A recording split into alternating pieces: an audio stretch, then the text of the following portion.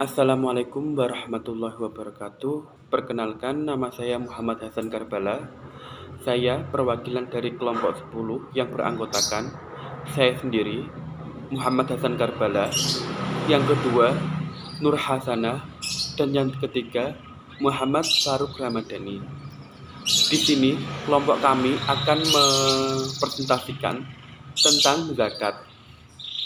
Zakat dan dasar hukumnya. Zakat dalam segi istilah adalah harta tertentu yang wajib dikeluarkan oleh orang yang beragama Islam dan diberikan kepada golongan yang berhak menerimanya. Zakat dari segi bahasa berarti bersih, suci, subur, berkat, dan berkembang. Telah dimaklumi bersama bahwa zakat merupakan salah satu rukun Islam sebagaimana yang ditegaskan oleh baginda Nabi Muhammad SAW dalam sebuah hadis. Islam dibangun atas 5 hal. Kesaksian sesungguhnya tiada Tuhan selain Allah, dan sesungguhnya Nabi Muhammad adalah utusan Allah, melaksanakan sholat, membayar zakat, haji, dan berpuasa Ramadan. Hadis riwayat Bukhari Muslim. Perlu diketahui bersama, sesungguhnya kewajiban zakat ditetapkan oleh beberapa ayat Al-Quran, di antaranya adalah firman Allah, "Ambillah zakat dari sebagian harta mereka. Dengan zakat tersebut, engkau telah membersihkan dan mensucikan mereka." Quran Surah At-Taubah ayat 103. Dan firman Allah, "Dirikanlah sholat, tunaikanlah zakat, dan rukuklah bersama dengan orang-orang yang rukuk." Quran Surah Al-Baqarah ayat 43. Syarat dan rukun zakat. Syarat dan rukun zakat berkaitan dengan pihak yang mengeluarkan zakat muzaki, pihak yang diberi zakat mustahik, serta objek zakat, uang atau barang yang dijadikan zakat. Rukun zakat ada 7. Yang pertama, muslim dan merdeka. Perintah zakat hanya diserukan kepada kaum muslim yang merdeka, bukan budak dan bukan hamba sahaya. Yang kedua, mencapai nisab. Nisab artinya batas minimal harta yang dimiliki seseorang untuk berzakat. Artinya, seseorang muslim tidak diwajibkan berzakat jika seluruh hartanya tidak memenuhi satu nisab. Nisab berbeda-beda tergantung jenis harta yang dimilikinya. Misal, nisab kambing adalah 40 ekor dan nisab emas adalah 85 gram emas murni. Yang ketiga, yaitu memenuhi haul. Selain nisab, zakat juga hanya berlaku jika harta yang dimiliki sudah mencapai 1 haul, masa kepemilikan 1 tahun. Jadi, meski kalian mempunyai emas apapun, jika belum memenuhi haul, maka tidak ada kewajiban untuk berzakat.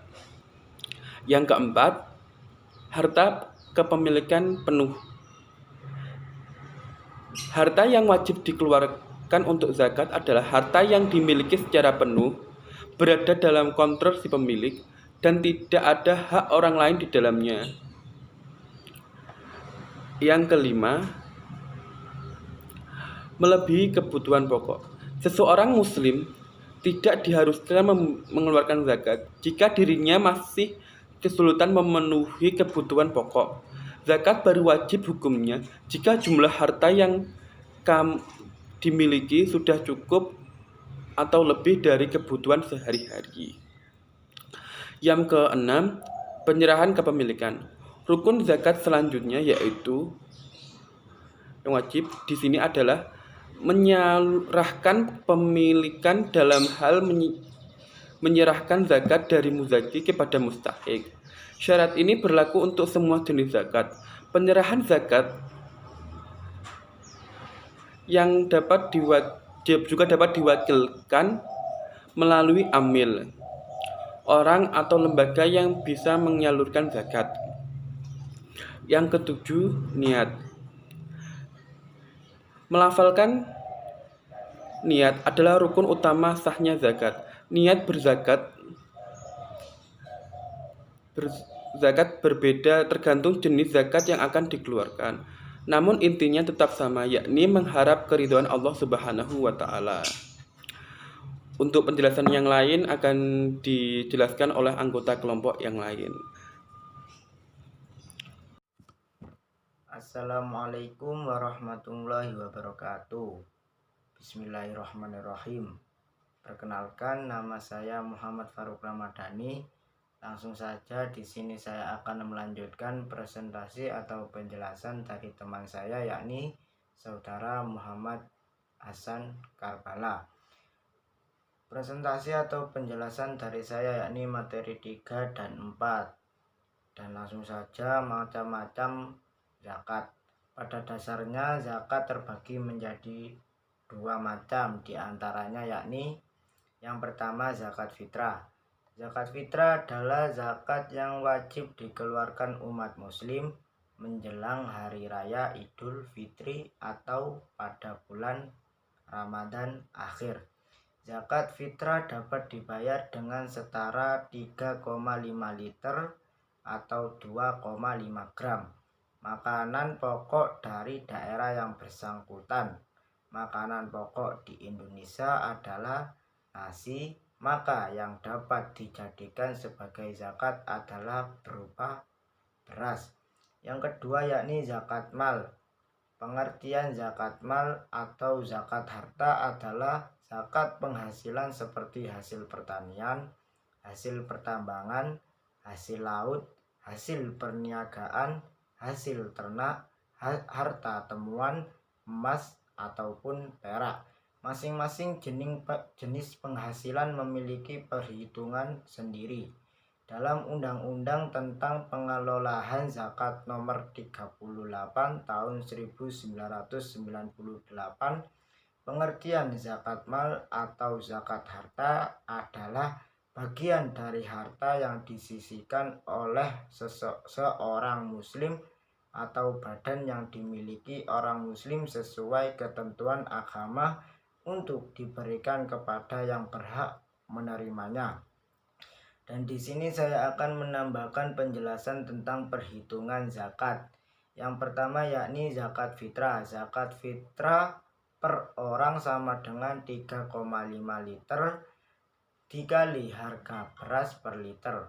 Contoh, harga beras yang biasa kamu makan sehari-hari berupa Rp10 per liter. Maka zakat fitrah yang harus dibayar per orang sebesar Rp35.000. Jika dihitung dari segi berat, maka zakat fitrah per orang sama dengan 2 kali 5 kg dikali harga beras per kilogram. Yang kedua yakni zakat mal. Zakat mal sama dengan 2,5% dikali jumlah harta yang tersimpan selama 1 tahun. Menghitung nisab zakat mal sama dengan 85 dikali harga emas pasaran per gramnya. Contoh, seseorang punya tabungan 100 juta rupiah, deposito 200 juta rupiah, rumah kedua yang dikontrakan senilai 500 juta rupiah, dan emas perak senilai 200 juta rupiah. Total harta yang dimiliki seseorang yakni 1 miliar rupiah. Semua harta sudah dimiliki sejak 1 tahun yang lalu. Misal, harga 1 kilogram emas sebesar Rp600.000. Maka batas nisab zakat mal 85 dibagi Rp600.000 sama dengan Rp51 juta. Karena harta seseorang lebih dari limit nisab, maka ia harus membayar zakat mal sebesar 1 miliar rupiah dikali 2,5%, ketemunya yakni 25 juta rupiah per tahunnya. Dan yang ketiga yakni zakat penghasilan. Untuk mengetahui zakat penghasilanmu, kurang total pendapat dengan utang, lalu hasilnya dikali 2,5%. Nisab zakat penghasilan adalah 520 dikali harga makanan pokok. Contoh, si A menerima gaji bulanan 7 juta rupiah, punya utang cicilan motor sebesar 1 juta rupiah, maka sisa penghasilan tersebut masih berupa 6 juta rupiah. Di sisi lain, rata-rata harga beras 1 kg adalah 10.000 rupiah. Jadi batas nisab zakat penghasilan 520 dikali 10.000 rupiah sama dengan 5,2 juta.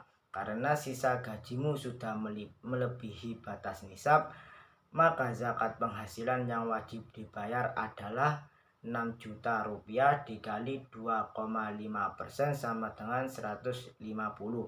Dan dilanjut tentang penerimaan zakat. Siapa saja yang berhak menerima zakat?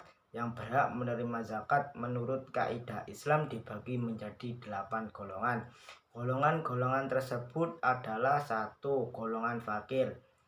Golongan orang yang hampir tidak memiliki apapun sehingga tidak dapat memenuhi kebutuhan pokok hidupnya. Yang kedua yakni golongan miskin. Golongan orang yang memiliki sedikit harta tetapi tidak mencukupi kebutuhan pada dasarnya untuk hidupnya. Dan yang ketiga yakni amil, orang yang mengumpulkan dan membagikan zakat. Dan yang keempat yakni mu'alaf, orang yang baru masuk atau baru memeluk agama Islam dan memerlukan bantuan untuk menyesuaikan diri dengan keadaan baru agamanya. Dan yang kelima yakni hamba sahaya, orang yang ingin memerdekakan dirinya. Dan yang keenam yakni ghorimin, orang yang berutang untuk memenuhi kebutuhannya dengan catatan bahwa kebutuhan tersebut adalah halal, akan tetapi tidak sanggup untuk membayar utang-utangnya. Dan yang ketujuh yakni fisabilillah, orang yang berjuang di jalan Allah. Dan yang terakhir yakni kedelapan Ibnu Sabil, orang yang kehabisan biaya dalam perjalanan dalam ketaatan kepada Allah. Dan dari pembahasan di atas, kamu pasti sudah dapat mengetahui apakah kamu termasuk orang yang harus membayar zakat atau berhak menerima zakat. Dengan memenuhi kewajiban Anda sebagai umat muslim untuk membayar zakat, tentu saja banyak kebaikan yang bisa didapatkan. Beberapa kebaikan tersebut diantaranya yakni mempererat tali persaudaraan antara masyarakat yang kekurangan dengan yang berkecukupan, mengusir perilaku buruk yang ada pada seseorang, dan yang terakhir sebagai pembersih dan menjaga seseorang dari ketamakan harta dan masih ada lain-lainnya. Sekian presentasi atau penjelasan dari saya. Dilanjut untuk pemateri selanjutnya yang akan disampaikan oleh saudari Nur Hasanah. Sekian dari saya, apabila ada kekurangan mohon maaf yang sebesar-besarnya. Ihdinas siratal mustaqim, wabillahi taufik wal hidayah. Assalamualaikum warahmatullahi wabarakatuh.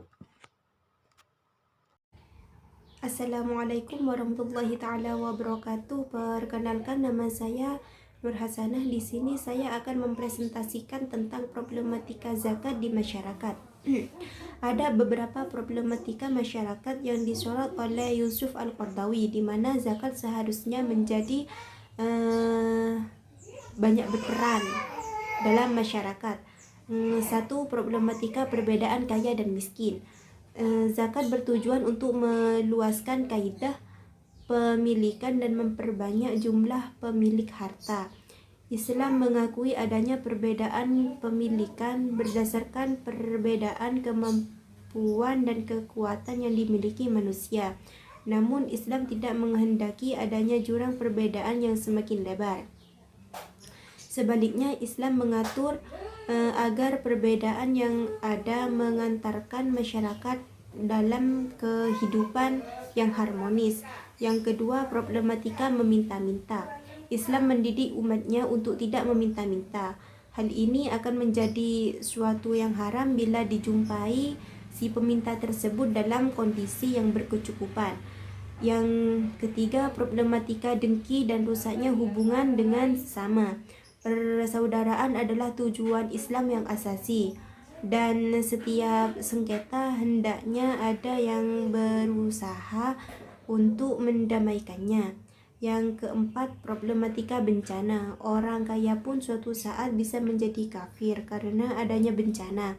Islam melalui mekanisme zakat seharusnya memberikan pengamanan bagi umat yang terkena bencana sehingga mereka dapat kembali pada suatu tingkat kehidupan yang layak. Yang terakhir, problematika membujang. Banyak orang yang membujang dikarenakan ketidakmampuan dalam hal harta untuk menikah. Islam menganjurkan umatnya menikah yang merupakan benteng kesucian. Yang selanjutnya saya akan mempresentasikan tentang urgensi dan hikmah zakat. Di antaranya, satu, zakat memiliki kedudukan yang tinggi dalam Islam, yakni sebagai salah satu rukun Islam.